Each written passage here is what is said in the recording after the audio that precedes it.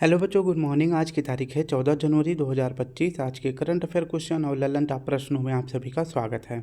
बच्चों, आज हम देखेंगे 14 जनवरी के 10 करंट अफेयर क्वेश्चन पूरी व्याख्या के साथ सॉल्व करेंगे और हर प्रश्न के नीचे 3 से 4 ललन टॉप क्वेश्चन रहेंगे जिसका हम रिवीजन करेंगे। तो लगभग 50 क्वेश्चन रहेंगे जिसमें आप सभी को हमारे साथ 20 मिनट तक बने रहना है। अगर वीडियो में कोई प्रॉब्लम हो तो हमको ज़रूर बताएं। वीडियो अच्छी लगे तो लाइक शेयर कमेंट ज़रूर करें। पहला प्रश्न देखते हैं। हाल ही में IUCN ने रेड डाटा सूची में मीठे पानी की जैव विविधता के महत्वपूर्ण हॉटस्पॉट के रूप में किसे सूचीबद्ध किया है? तो इसका सही विकल्प हो जाएगा ऑप्शन ए, पश्चिमी घाट को सूचीबद्ध किया है IUCN ने। इसकी अगर व्याख्या देखें तो IUCN यानी international union conservation for nature, ठीक है। तो इसकी स्थापना अगर पूछे कब करी गई थी तो 1948 में किया गया था। इसका मुख्यालय कहाँ है? ग्लैंड, स्विट्जरलैंड में है। IUCN के द्वारा रेड डाटा बुक जारी किया जाता है और इसमें जो है चर्चा किया गया है मीठे पानी की जैव विविधता वाले हॉटस्पॉट के बारे में, जो कि संबंधित किससे है? तो यह पश्चिमी घाट से संबंधित है और अभी हाल ही में इसे रेड डाटा बुक के द्वारा सूचीबद्ध किया गया है। यानी कि जो पश्चिमी घाट है यहाँ पे जो है मीठे पानी की जो भी जीव जंतुएं पाई जाती हैं उनके ऊपर जो है संकट है। तो संकट जिन जीव जंतुओं पर रहता है उनको जो है रेड डाटा बुक में सूचीबद्ध किया जाता है। तो अभी जो है पश्चिमी घाट के जो जीव जंतु हैं लगभग 300 प्लस प्रजातियों को यहाँ पे जो है सूचीबद्ध किया गया है। किसके अंतर्गत? रेड डाटा सूची के अंतर्गत, ठीक है। तो देखते हैं कि जो पश्चिमी घाट है किस क्षेत्र में है, ठीक है। तो यह जो है ताप्ती नदी से स्टार्ट होके नीलगिरी के पर्वत तक जो है सारे क्षेत्र को जो है पश्चिमी घाट कहा जाता है। इसी पश्चिमी घाट को जो है सह्याद्री भी कहा जाता है। और पश्चिमी घाट के संरक्षण के लिए अगर पूछे किस समिति का गठन किया गया था तो माधव गाडगिल समिति का गठन किया गया था, ठीक है। नेक्स्ट अगर प्रश्न की बात करते हैं कि ग्लोबल इनोवेशन सूचकांक में भारत की रैंक है 39, ग्लोबल हंगर इंडेक्स में 105 है और एशिया पावर इंडेक्स में थर्ड यानी तीसरा स्थान है। नेक्स्ट हमारा प्रश्न है, हाल ही में विश्व के क्रायोबॉर्न बेबी कोरल को कहाँ स्थापित किया गया है? तो क्रायोबॉर्न बेबी कोरल को कहाँ स्थापित किया गया है? तो ऑस्ट्रेलिया में स्थापित किया गया है। इसकी अगर व्याख्या देखें तो क्रायोबॉर्न बेबी कोरल यह जो है क्या है, ऐसा जो है विश्व में पहली बार किया गया है।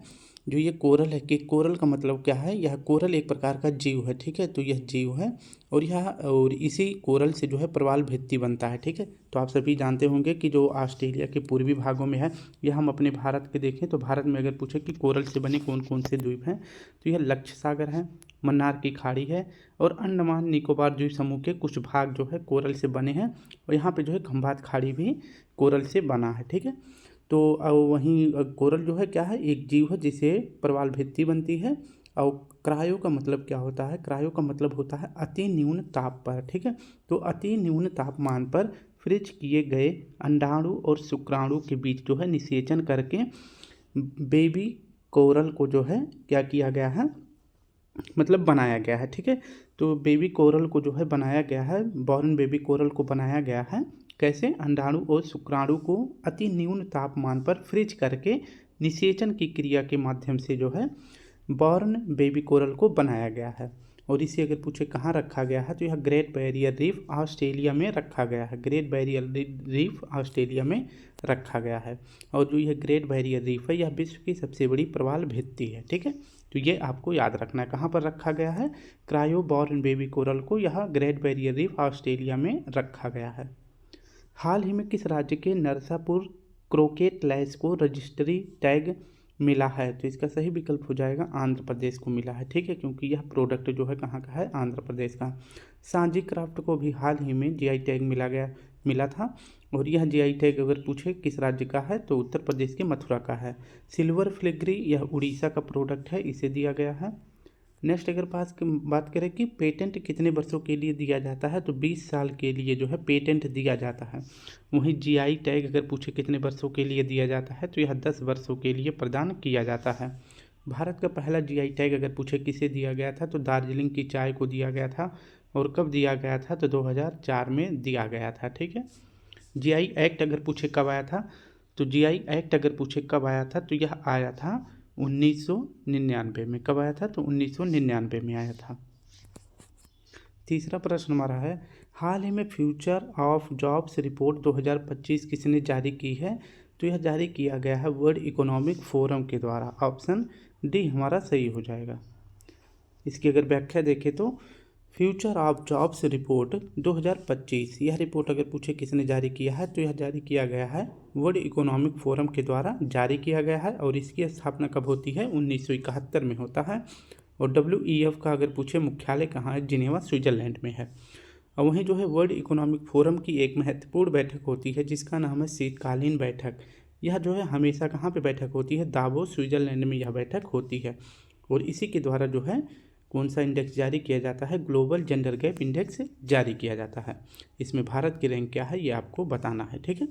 बात करते हैं कि फ्यूचर ऑफ जॉब्स रिपोर्ट में अगर पूछे कि किस बात पर जोर दिया गया है तो 2030 तक वैश्विक रोजगार बाजार की स्थिति होगी, यानी कि पूरे विश्व में रोजगार की बाजार होगी, यानी कि रोजगारों की पैदावार हो जाएगी, यानी कि रोजगार मिलेंगे। कब तक? 2030 तक। इसमें बताया गया है इस रिपोर्ट में कि 78 मिलियन शुद्ध नौकरी में वृद्धि होगी। कितनी? तो 78 मिलियन लोगों को, मतलब लोगों के लिए नौकरी जो है अवेलेबल रहेगी। कब तक? 2030 तक। और इसमें अगर पूछे सबसे ज़्यादा जो है नौकरी किस क्षेत्र में आगे बढ़ेगा या उभरेगा, तो सबसे ज़्यादा नौकरी जो है कृषि क्षेत्र में। और जो डिलीवरी क्षेत्र है, यानी जो डिलीवरी बॉय होते हैं पिज्ज़ा वाले, उनको जो है इस क्षेत्र में सबसे ज़्यादा नौकरी के अपॉर्चुनिटी मिलने वाले हैं, ठीक है। नेक्स्ट अगर बात करें कि उच्च कौशल के क्षेत्र के लिए अगर पूछे सबसे ज़्यादा नौकरी किस क्षेत्र में होगा, तो AI क्षेत्र से और रोबोट क्षेत्र से इसमें जनरेट होगा, ठीक है। तो ये भी आपको याद रखना है। नेक्स्ट हमारा प्रश्न है, हाल ही में द्रौपदी मुर्मू ने भारतीय संविधान की 75वीं वर्षगांठ पर किस भाषा में संविधान की प्रति का अनावरण किया है? तो संस्कृति और मैथिली भाषा में, ठीक है, संस्कृत और मैथिली भाषा में। संविधान की मूल प्रति किसके द्वारा हस्तलिखित है? तो यह प्रेम बिहारी नारायण जी के हाथों से लिखा गया है। संविधान का नवीनतम संविधान संशोधन अधिनियम अगर पूछे कौन सा है, तो 106वां कॉन्स्टिट्यूशन अमेंडमेंट है, ठीक है। 106 नंबर का यह संविधान संशोधन है। और यह किससे संबंधित है? तो यह नारी शक्ति वंदन अधिनियम से संबंधित है, ठीक है। नेक्स्ट अगर बात करते हैं, हाल ही में कैलिफोर्निया के जंगलों में आग को बुझाने के लिए चर्चा में रहे गुलाबी अग्निरोधी का मुख्य तत्व कौन सा है? तो इसका सही विकल्प हो जाएगा अमोनिया फास्फेट है। कौन सा है? अमोनिया फास्फेट है। अभी आप सभी को पता है कि USA के कैलिफोर्निया, लॉस एंजल्स और सैन फ्रांसिस्को, इन क्षेत्रों में जो जंगल थे बहुत तेज़ी के साथ यहाँ पे आग लग गई है, ठीक है। जो USA का जो लॉस एंजल्स है इसे हॉलीवुड कहा जाता है, जैसे हमारे यहाँ का बॉलीवुड मुंबई को कहा जाता है, उसी प्रकार से हॉलीवुड लॉस एंजल्स को कहा जाता है। सैन फ्रांसिस्को को सॉफ्टवेयर और हार्डवेयर सिटी कहा जाता है, या फिर सैन फ्रांसिस्को को सिलिकॉन वैली भी कहा जाता है, जैसे हमारे यहाँ पे बेंगलुरु को कहा जाता है। यहाँ पे जो जंगल थे, इन जंगलों में तापमान जो है बढ़ा और यहाँ पे आग लग गई, ठीक है, जो कि बेकाबू हो चुकी है। और अगर पूछे इसको काबू पाने के लिए पानी के साथ साथ यहाँ पे अमोनिया फास्फेट का भी छिड़काव किया जा रहा है। जो ये अमोनिया फास्फेट है, इसका अगर कलर पूछे किस प्रकार का है, तो यह गुलाबी अग्निरोधी है, यानी कि यह गुलाबी रंग का है। और इसे जब आग के ऊपर या जंगल के ऊपर छिड़काव किया जाता है, तो जो ईंधन है, यानी कि जो जंगल है, वो जो है ठंडा कर देता है, ठीक है। तो यह अमोनिया फास्फेट उन ईंधन को या लकड़ियों को जो है ठंडा कर देती है, जिससे आग को काबू किया जाए, ठीक है। तो इसमें भी यही प्रश्न पूछा गया कि जो ये अमोनिया फास्फेट होता है इसका कलर कैसा होता है? तो गुलाबी होता है। नेक्स्ट हमारा प्रश्न है, हाल ही में IPL के इतिहास में 13 वर्ष की उम्र में अनुबंध पाने वाले सबसे कम उम्र के खिलाड़ी वैभव सूर्यवंशी का संबंध किससे है? तो ये समस्तीपुर बिहार के हैं। IPL 2024 का विजेता अगर पूछे कौन बना है, तो कोलकाता नाइट राइडर्स बना है। IPL के पहले संस्करण का विजेता कौन बना था? तो यह राजस्थान रॉयल बना था। भारत के पहले राष्ट्रीय डॉल्फिन अनुसंधान केंद्र का उद्घाटन कहाँ हुआ है? तो यह बिहार में हुआ है। नेक्स्ट हमारा प्रश्न है, नवीन और नवीकरणीय ऊर्जा मंत्रालय के अनुसार 2024 में अक्षय ऊर्जा क्षमता में कितनी वृद्धि का रिकॉर्ड बनाया गया है? तो ये बहुत ही इम्पोर्टेंट क्वेश्चन है। और यह कितना बना दिया गया है? 2024 में 30 गीगावाट बना दिया गया है। इसकी अगर व्याख्या देखें तो 2024 में जो नवीकरणीय ऊर्जा है, नवीकरणीय ऊर्जा का मतलब होता है जो कभी समाप्त ना हो और इनसे प्रदूषण भी नहीं होता है। और इस प्रकार के अगर पूछे नवीकरणीय ऊर्जा कौन कौन से हैं, तो जैसे सौर ऊर्जा, पवन ऊर्जा, जल ऊर्जा, ये सभी जो है प्रदूषण रहित होते हैं और ये कभी समाप्त होने वाले ऊर्जा हैं। ठीक है, मतलब कभी ना समाप्त होने वाले ऊर्जा हैं। और 2024 में अगर पूछे नवीकरणीय ऊर्जा कितना उत्पादित किया गया है, तो 30 गीगावाट उत्पादित किया गया है, जो कि नया रिकॉर्ड स्थापित किया गया है भारत के द्वारा। ठीक है, अब बात कर लेते हैं कि 1 गीगावाट में कितना होता है। तो 1 गीगावाट की पावर अगर पूछे 1 गीगावाट में कितना होता है ऊर्जा, तो 10 की पावर 9 होता है। ठीक है, अब वहीं जो है इसका लक्ष्य रखा गया है 2030 तक भारत में नवीकरणीय ऊर्जा को कितना बढ़ाना है, तो 500 गीगावाट तक बढ़ाना है। वहीं पिछले साल पूछे यानी कि 2023 में कितना था नवीकरणीय ऊर्जा, तो 13.75 गीगावाट था। ठीक है, वहीं पूछे कि 2023 से और 24 के बीच में कितने प्रतिशत की वृद्धि हुई है, तो 113 गुना की यह इसमें वृद्धि हुई है। ठीक है, नेक्स्ट हमारा प्रश्न है वर्ष 2025 में भारतीय सेना दिवस कहाँ मनाया गया है, तो पूरे महाराष्ट्र में मनाया गया है। भारतीय सेना दिवस कब मनाया गया है, तो यह 15 जनवरी को मनाया जाएगा। ठीक है, कब मनाया जाएगा, 15 जनवरी को मनाया जाएगा। एयरफोर्स डे कब मनाया गया है, तो यह 8 अक्टूबर को मनाया गया है। इसका आयोजन कहाँ किया गया था, चेन्नई तमिलनाडु में किया गया था। और इस बार अगर पूछे कि किस क्रम का मनाया गया है, तो यह 92वां क्रम का मनाया गया है एयरफोर्स डे। नेक्स्ट हमारा प्रश्न है नेवी डे कब मनाया जाता है, तो 4 दिसंबर को मनाया जाता है। इस बार जो है पूरी उड़ीसा में मनाया गया है। ऑपरेशन त्रिशूल 4 दिसंबर 1971 को चलाया गया था। भारत के दूसरे चीफ ऑफ डिफेंस स्टाफ का क्या नाम है, तो जनरल अनिल चौहान जी। नेक्स्ट हमारा प्रश्न है प्रवासी भारतीय दिवस कब मनाया जाता है, तो यह 9 जनवरी को मनाया गया है, अभी जो है 2-4 दिन पहले। और यह कहाँ पर मनाया गया है, उड़ीसा में भुवनेश्वर में मनाया गया है। छठा प्रश्न हमारा है हाल ही में प्रधानमंत्री नरेंद्र मोदी ने जेड मोड सुरंग का उद्घाटन कहाँ किया है। जेड मोड का मतलब होता है एक स्थान मान लीजिए यहाँ पे है, दूसरा स्थान यहाँ पे है, तो पहाड़ों के बीच में जाने के लिए पहाड़ों को काट कूट कर इस प्रकार से यहाँ पे जाया जाता है। ठीक है, तो यही जो है आकार किस प्रकार का हो जाता है, जेड आकार का हो जाता है। लेकिन अभी जो है एक जेड मोड सुरंग का उद्घाटन जो है किया गया है, कहाँ पर, यह किया गया है जम्मू कश्मीर में। और इस सुरंग में जो है अब सुरंग में जो है अब यह सीधे इन 2 स्थानों को कनेक्ट कर दिया गया है सुरंग के माध्यम से। जो ये जेड आकार से जाया जाता था इसमें 2 घंटे लगभग लग जाते थे, और अभी जो है ये जो सीधे सुरंग से जाते हैं तो इसमें लगभग 15 मिनट का समय लगता है। ठीक है, तो कहाँ पर, जम्मू कश्मीर में। जेड मोड सुरंग का शुभारंभ अगर पूछे किसने किया है, तो पीएम मोदी जी ने किया है। और यह सुरंग का उद्घाटन अगर पूछे कहाँ किया गया है, तो सोनमर्ग जम्मू कश्मीर में किया गया है। एक जिला है जम्मू कश्मीर का जिसका नाम है गंदेरवल जिला। ठीक है, यहीं पे जो है 2 स्थान है, एक तो गगनवीर और दूसरा सोनमर्ग। इन दोनों को जो है कनेक्ट करने के लिए यह सुरंग बनाया गया है। और इन दोनों के बीच जो है दूरी कितनी है, तो 6.4 किलोमीटर है। इसी सुरंग को जो है सोनमर्ग सुरंग भी कहा जाता है। और यह सुरंग अगर पूछे किस सुरंग के अंतर्गत आता है, तो यह जोजिला सुरंग के अंतर्गत आता है। और जोजिला सुरंग किसे जोड़ता है, तो श्रीनगर को लेह से कनेक्ट करता है। नेक्स्ट हमारा प्रश्न है हाल ही में चेतना 3.0 अभियान किसने लॉन्च किया है, तो ग्रामीण विकास मंत्रालय के द्वारा लॉन्च किया गया है। अगर पूछे इसके मंत्री कौन है, तो शिवराज सिंह चौहान जी हैं। कौन है, तो शिवराज सिंह चौहान यानी मामा जी हैं। मैया सम्मान योजना ये कहाँ शुरू किया गया है, तो यह झारखंड में की योजना है। मुख्यमंत्री मंगला पशु योजना राजस्थान की है। मुख्यमंत्री निजुत मोइना योजना असम की है। मुख्यमंत्री भाव सम्मान योजना यह महाराष्ट्र की है। नेक्स्ट हमारा प्रश्न है 7वां हाल में फसल कटाई उत्सव माघ बिहू कहाँ मनाया गया है। तो यह जो बिहू फेस्टिवल है यह 3 प्रकार का होता है, और यह ठंडियों में यानी खिचड़ी के दिन जो है माघ बिहू कहाँ मनाया जाता है, तो यह मनाया जाता है असम में। ठीक है, हमारा बी ऑप्शन सही हो जाएगा। 13 जनवरी को माघ बिहू फेस्टिवल मनाया जाता है, और यह फसल उत्सव है। और इसका आयोजन अगर पूछे कहाँ किया जाता है, असम में किया जाता है।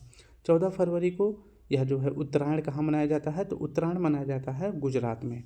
अब बात करते हैं कि मकर संक्रांति, इसी उत्तरायण को ही मकर संक्रांति कहा जाता है। और इस दिन जो है पतंग महोत्सव का आयोजन गुजरात में किया जाता है। और अपने उत्तर भारत में यानी कि उत्तर प्रदेश और बिहार में बात करते हैं तो इसी फेस्टिवल को जो है खिचड़ी कहा जाता है। ठीक है, माघ बिहू असम में, उत्तरायण गुजरात में, खिचड़ी उत्तर प्रदेश और बिहार में कहा जाता है। और इसी फेस्टिवल को लोहड़ी के नाम से पंजाब में जाना जाता है, तमिलनाडु में पोंगल के नाम से जाना जाता है। और इसी पोंगल के अंतर्गत एक फेस्टिवल खेला जाता है जिसमें सांडों या बैलों को जो है कंट्रोल किया जाता है, जिसका नाम है जल्लीकट्टू फेस्टिवल। नेक्स्ट हमारा प्रश्न है, हाल ही में चर्चा में रही हियो और तातो फर्स्ट हाइड्रोजन इलेक्ट्रिक परियोजना का संबंध किससे है? तो ये दोनों परियोजनाएं जो हैं कहाँ शुरू की गई हैं? अरुणाचल प्रदेश में। नामदफा राष्ट्रीय उद्यान अरुणाचल प्रदेश में। भारत का न्यूनतम जनसंख्या घनत्व अगर पूछे कितना है? 17 है, और कहाँ का है? अरुणाचल प्रदेश का। बोमडिला, डीफू, यांग्याप दर्रा कहाँ है? अरुणाचल प्रदेश में। नेक्स्ट प्रश्न है, एशियन हॉकी चैंपियनशिप 2024 में भारत ने किसे हराया है? तो चीन को हरा दिया है। 8वां प्रश्न हमारा है, हाल ही में अंडर 19 क्रिकेट में 346 रनों का राष्ट्रीय रिकॉर्ड किसने बनाया है? तो इसका सही विकल्प हो जाएगा इरा जाधव ने बनाया है। ऑप्शन सी हमारा सही हो जाएगा। किसी भी भारतीय महिला के द्वारा बनाया गया यह सबसे बड़ा स्कोर है क्रिकेट का, और इसमें इरा जाधव ने ट्रिपल सेंचुरी लगा दी है। और ये कहाँ की है? मुंबई की हैं। और खेल कौन सा था? तो अंडर 19 क्रिकेट का खेल था, जिसमें इरा जाधव ने 346 रन का स्कोर बना दिया है। और किसके खिलाफ बनाया है? मेघालय के खिलाफ बनाया है। और यह भारत का सर्वश्रेष्ठ व्यक्तिगत स्कोर बन गया है। ठीक है। नेक्स्ट हमारा प्रश्न है, हाल ही में कोशिका जीव विज्ञान को समर्पित भारत का पहला निकॉन सेंटर ऑफ एक्सीलेंस कहाँ लॉन्च हुआ है? तो IIT हैदराबाद में। जीवित कोशिका की खोज ल्यूवेन हॉक ने करी है। कोशिका के जनक रॉबर्ट हुक हैं। कोशिका सिद्धांत के प्रतिपादक स्लाइडर और स्वान है। और केंद्र की खोज किसने करी है? तो यह रॉबर्ट ब्राउन ने करी है। 9वां प्रश्न हमारा है, हाल ही में केंद्र सरकार द्वारा पूर्वोत्तर में प्रारंभ की गई इन रेड परियोजना का संबंध किससे है? तो इन रेड परियोजना का संबंध है प्राकृतिक रबर से। किसने प्रारंभ किया है? तो केंद्र सरकार ने शुरू किया है। इन रोड परियोजना अगर पूछे किसके लिए शुरू किया गया है? रोड से आप सभी को पता लग जाएगा, यह रबर के लिए शुरू किया गया है। ठीक है। तो इन रोड परियोजना कहाँ शुरू किया गया है? उत्तर पूर्वी भारत में केंद्र सरकार के द्वारा शुरू किया गया है। इसका उद्देश्य क्या है? रबड़ की गुणवत्ता बेहतर करने के लिए इसे शुरू किया गया है। इसके लिए यह परियोजना 5 साल के लिए शुरू किया गया है, और इसमें जो है 100 करोड़ रुपए भी जारी किए गए हैं। ठीक है। तो ये आपको याद रखना है। इन रोड परियोजना कहाँ से संबंधित है? नॉर्थ ईस्ट से संबंधित है। हाल ही में चाइना मास्टर्स 2024 का एकल खिताब किसने जीता है? एकल खिताब जीतने वाले एंटोन सेन किस देश के खिलाड़ी हैं? तो यह डेनमार्क के हैं। गवर्नेंस गोल्ड कप विजेता, अभी पूछे कि गवर्नेंस गोल्ड कप विजेता किसने जीता है? तो यह मतलब कप जीता गया है नॉर्थ ईस्ट फुटबॉल के द्वारा, और नॉर्थ ईस्ट फुटबॉल ने ही डूरंड कप भी जीता है। मिस यूनिवर्स 2024 अगर पूछे कौन है? विक्टोरिया केजर हैं, और ये कहाँ की हैं? ये डेनमार्क की हैं। वैश्विक पर्यावरण प्रदर्शन सूचकांक में अगर पूछे शीर्ष स्थान किसका है? तो इसमें पहला, दूसरा और तीसरा स्थान इसमें खाली रहता है। ठीक है। चौथा स्थान या फिर कहे कि इसमें शीर्ष स्थान किसको मिला है? तो डेनमार्क को मिला है। डेनमार्क अगर पूछे किस प्रायद्वीप पर स्थित है? तो यह जटलैंड प्रायद्वीप पर स्थित है। नेक्स्ट हमारा प्रश्न है, हाल ही में प्लस अगर बात करें कि 20 सेल्सियस से -60 डिग्री सेल्सियस तक तापमान सहन करने वाला हिम कवच किसने विकसित किया है? एक जैकेट है, या फिर कह सकते हैं एक कपड़ा है, जो 20 डिग्री सेल्सियस से तापमान से लेकर -60 डिग्री सेल्सियस तक के तापमान को सहन कर सकता है। उसका नाम है हिम कवच। और इस हिम कवच का निर्माण अगर पूछे किसने करा है? तो DRDO ने किया है। किसके लिए? तो आप सभी को पता है कि जो हमारी सेना है सियाचिन में बहुत ज़्यादा ठंड पड़ती है, -45 डिग्री सेल्सियस तक तापमान चला जाता है। तो हो सकता है कि इसी उद्देश्य से बनाया गया हो। ठीक है। तो DRDO के द्वारा यह बनाया गया है मल्टी लेवल क्लॉथिंग सिस्टम, जिसको नाम दिया गया है हिम कवच। और यह जो है 20 डिग्री सेल्सियस यानी +20 डिग्री सेल्सियस से -60 डिग्री सेल्सियस तक के तापमान को सहन करने की इसमें क्षमता है। और यह जो हिम कवच है यह वाटर प्रूफ भी है। अगर पूछे किसके लिए बनाया गया है? तो यह बनाया गया है हमारी सेना के लिए। ठीक है। DRDO की स्थापना अगर पूछे कब करी गई है? तो 1 जनवरी 1958 को किया गया है। DRDO का मुख्यालय दिल्ली में है, और DRDO के वर्तमान अध्यक्ष कौन है? समीर कामत जी हैं। हाल ही में IOC coach life time achievement award 2024 से सम्मानित पिटाली पेट्रोव का संबंध किससे है? तो यह यूक्रेन के कोच हैं। सत्यजीत रे लाइफ टाइम अचीवमेंट अवार्ड किसे प्राप्त है? तो यह प्राप्त है फिलिप नोएस को। यह ऑस्ट्रेलिया के डायरेक्टर हैं। प्रधानमंत्री मोदी ने यूक्रेन के राष्ट्रपति को क्या उपहार में दिया था? तो भीष्म हॉस्पिटल दिया था।